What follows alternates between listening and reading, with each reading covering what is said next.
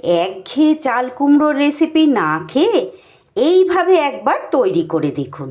শুধু বড়রা নয়, ছোটরাও দেখবেন চেয়ে চেয়ে খাবে।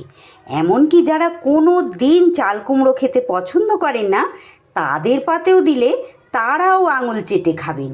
নমস্কার বন্ধুরা, রূপা সিম্পল অ্যান্ড ডেলি লাইফে আবার একটা নতুন পর্বে সবাইকে স্বাগত। আজ শেয়ার করছি সম্পূর্ণ নিরামিষ চাল কুমড়োর এক অনবদ্য রেসিপি। অত্যন্ত লোভনীয়, খুবই সুস্বাদু।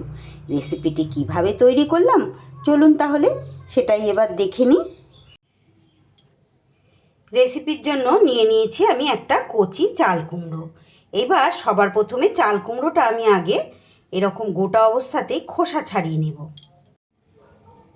পুরো চাল কুমড়োটা এইভাবে আমি খোসা ছাড়িয়ে একটু জল দিয়ে ধুয়ে নিয়েছি। এইবার এটা দুদিকের অংশ তো ফেলে দিয়েইছি, এইবার এটা গোল গোল চাকা চাকা করে কেটে নিতে হবে। কিভাবে কাটছি অবশ্যই আপনাদের একটু দেখাবো। এইভাবে গোল গোল করে, যদি ছোট চাল কুমড়ো হয় এইভাবে গোল গোল করে কেটে নেবেন বন্ধুরা। আর যদি চাল কুমড়োটা অনেকটাই বড় হয় সেক্ষেত্রে কিন্তু মাঝখান থেকে আর একটা করে ফালি দিয়ে নেবেন। দেখুন এইভাবে, খুব বেশি মোটা না খুব পাতলা না, এইভাবে গোল গোল করে পুরো চাল কুমড়োটা আমি কিন্তু কেটে নিচ্ছি। গোল গোল করে এইভাবে কেটে নেওয়ার পর বন্ধুরা এইভাবে ধারে এইভাবে একটু একটু করে একটুখানি ছাড়া ছাড়া এইভাবে পুরো চাল কুমড়োটা এরম কাট লাগিয়ে নেব। সব টুকরোগুলোর মধ্যে এইভাবে করে নিতে হবে। এতে করে দেখতেও যেমন সুন্দর হবে তেমন কিন্তু এর ভেতরেও বেশ ঝাল মশলা ঢুকবে, ভালো লাগবে। ক্যামেরায় আপনাদের কতটা দেখাতে পারছি জানি না, এটা আশা করছি আপনারা বুঝতে পারছেন। ঠিক এইভাবে গোল গোল করে ঘুরিয়ে পুরোটাতে এরকমভাবে একটু কাট লাগিয়ে নিতে হবে। দেখুন পুরো চাল কুমড়োটা এইভাবে আমি একটু করে কাট লাগিয়ে নিয়েছি। প্রত্যেকটা টুকরোতে কিন্তু এইভাবে কাট লাগিয়ে নেব। সবগুলো এরকমভাবে কাট লাগিয়ে নিয়ে আমি ফিরে আসছি। সব টুকরোগুলোতে এইরকমভাবে কাট লাগিয়ে নিয়ে আমার হয়ে গেছে। এদিকে গ্যাসে আমি কড়াই বসিয়ে কড়াইতে দিয়ে দিচ্ছি একটু পরিমাণ মতো সর্ষের তেল। সর্ষের তেলের জায়গায় আপনারা কিন্তু আপনাদের পছন্দ মতো যে কোনো রান্নার তেলেই করে নিতে পারেন। তেল বেশ ভালো করে গরম হয়ে গেলে এবারে এই চাল কুমড়োর পিসগুলোকে দিয়ে দিতে হবে। একবারে হবে না, একবারে যে কটা ভাজা যায় সেই কটাই দিয়ে আমি কিন্তু চাল কুমড়োগুলোকে বেশ সুন্দর করে ভেজে নেব। এর মধ্যে একটু একটু নুন আর হলুদ দিয়ে দিতে হবে একসাথে। নুন হলুদটা চাইলে আপনারা আগে একটু মাখিয়েও নিতে পারেন, তবে আগে থেকে মাখিয়ে নিলে না এটা একটু সেই নরম নরম ভাব হয়ে যাবে, ভাজার সময় একটু সমস্যা হতে পারে। তাই এইভাবে অল্প অল্প করে নুন আর হলুদ দিয়ে আমি সুন্দর করে এগুলোকে কিন্তু ভেজে নেব।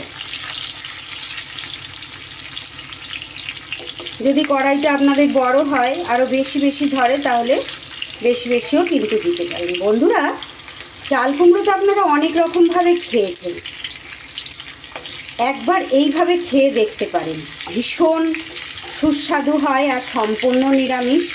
যে কোনো দিনই কিন্তু আপনারা এইভাবে তৈরি করে নিতে পারবেন। বেশ একটু অন্যরকম, অন্য স্বাদের, বেশ মুখরোচক একটা চাল কুমড়োর রেসিপি।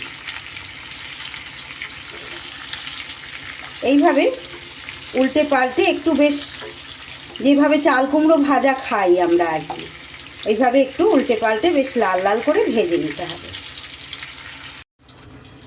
কয়েকটা টুকরো দেখুন বেশ এইভাবে লাল লাল করে ভাজা হয়ে গেছে, তুলে নিয়েছি।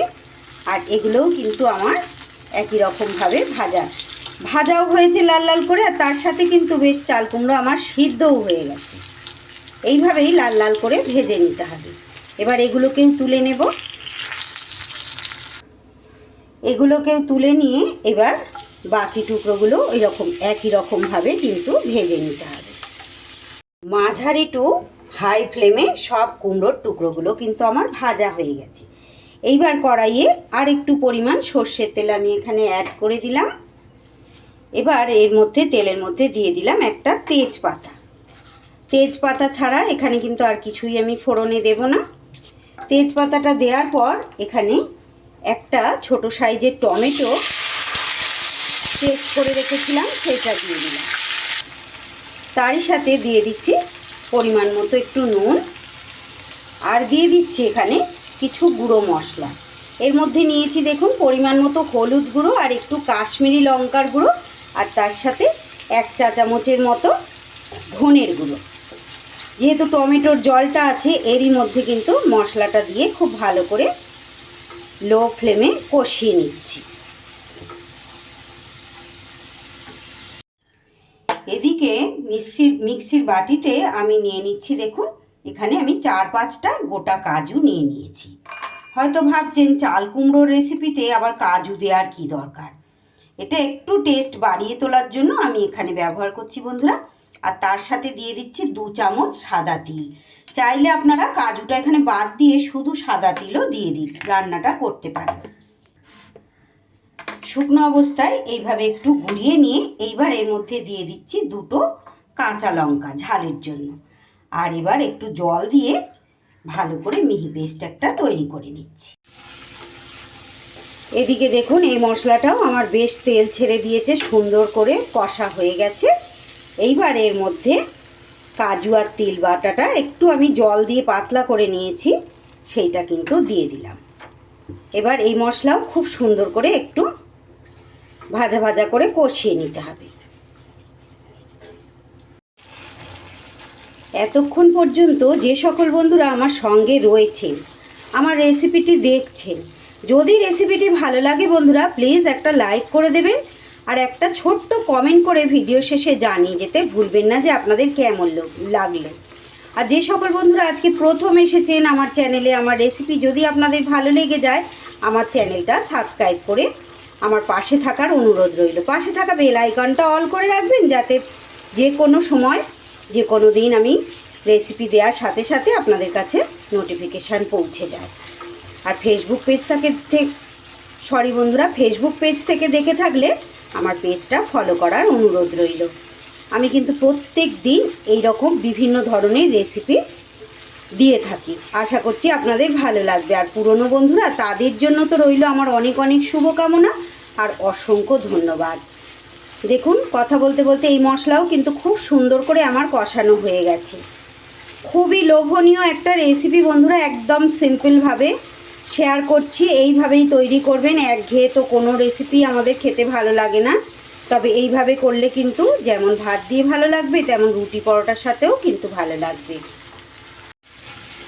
মশলা থেকে যখন সম্পূর্ণ এই রকম জলীয় ভাব চলে যাবে, একদম ভাজা ভাজা হয়ে যাবে, মশলা আর তেল আলাদা আলাদা হয়ে যাবে, এইবার আমি মিক্সির বাটি ধোয়া জলটা সবার আগে দিয়ে দিলাম। তারই সাথে আরও একটু জল এখানে আমি দিয়ে দেব। রেসিপিটা কিন্তু একদম মাখা মাখা হবে।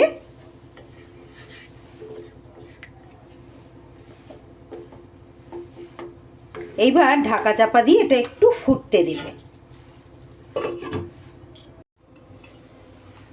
খুব ভালো করে গ্রেভিটা ফুটে গেলে এইবার ভেজে রাখা চাল কুমড়োগুলো আমি দিয়ে দিলাম, দিয়ে আবারও মিনিট 2-এর জন্য আমি ঢাকা দিয়ে দেব। এগুলো তো ভাজার সময় পুরোপুরি সিদ্ধ হয়ে গেছে, আর একটু ভালো করে গ্রেভি ঢোকার জন্য 2 মিনিট ঢাকা চাপা দিয়ে দেব।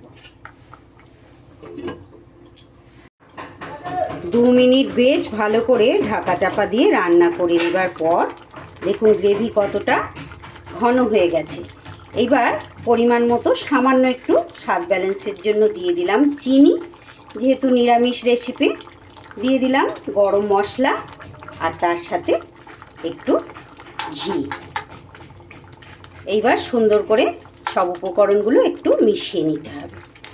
আমার আজকের এই লোভনীয় রেসিপিটি আপনাদের কেমন লাগলো বন্ধুরা? যদি ভালো লাগে বাড়িতে অবশ্যই একবার ট্রাই করে দেখবেন, আর ভালো লাগলে একটু বন্ধুবান্ধব সকলের মাঝে শেয়ার করে দেবেন। আর নতুন বন্ধুরা আমার চ্যানেলটা সাবস্ক্রাইব করে আমার পাশে থেকে যাবেন। সব কিছু সুন্দর করে মিশিয়ে দেখুন সুন্দর করে সিদ্ধও কিন্তু আমার হয়ে গেছে। একটু তুলে দেখাই কেমন দেখতে হয়েছে দেখুন। রেসিপিটি যদি আপনাদের ভালো লাগে এভাবে একবার বাড়িতে তৈরি করে দেখতে পারেন। আর হ্যাঁ বন্ধুরা, একটা লাইক, কমেন্ট, শেয়ার ও সাবস্ক্রাইব করতে কিন্তু ভুলবেন না। সবাই খুব ভালো থাকবেন, সুস্থ থাকবেন। সকলকে অসংখ্য অসংখ্য ধন্যবাদ এতটা সময় আমার সঙ্গে থেকে আমার রেসিপিটি দেখার জন্য।